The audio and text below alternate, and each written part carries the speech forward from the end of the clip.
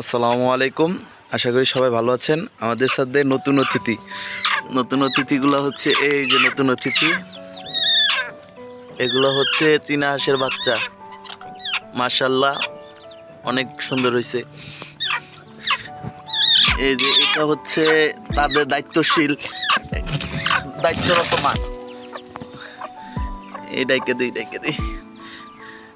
তো এই চীনা হাঁসগুলো আমার ছাদের ভিতরে, আমি চীনা হাঁস পালি। তো চীনা হাঁসে মোট 13টা ডিম দিছে। 13টা ডিমের ভিতরে এই 11টা বাচ্চা ফুটছে। 11টা বাচ্চার ভিতরে একটা বাচ্চা আবার মুরগি পাড়ায় মেরে ফেলছে। তো হাঁসের নিচে ফুটানো হয় নাই, এর আগেও কয়েকবার ট্রাই করা হয়েছে। তো হাঁস ঠিক মতন বাচ্চা ফুটাইতে পারে না।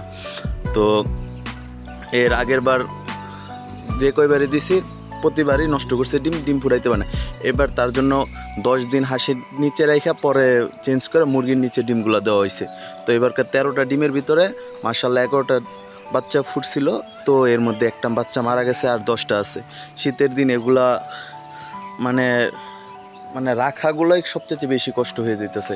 যে শীত, এর মধ্যে বাচ্চাগুলা টিকবে কি না টিকবে আল্লাহ তাআলাই ভালো জানে। আর ছাদে ওই রকমভাবে ঠিক মতন আসা হয় না। আর আগে ফেসবুকে নিয়মিত ভিডিও দেওয়ার চেষ্টা করছি, এখন ফেসবুকে নিয়মিত ভিডিও দেওয়া হচ্ছে না। আসলে ব্যাপারটা হচ্ছে আমার আম্মাও অসুস্থ। তো এই কারণে মন মানসিকতা এরকম ভালো নাই যে আসলে ভিডিও কইরা এগুলোই করবো। অনেক ভিডিও করা আছে, এগুলো এডিটিংও করার মতন মন মানসিকতা নাই। এই কারণে এডিটিংও করে ফেসবুকে ভিডিওগুলো দিতেছি না।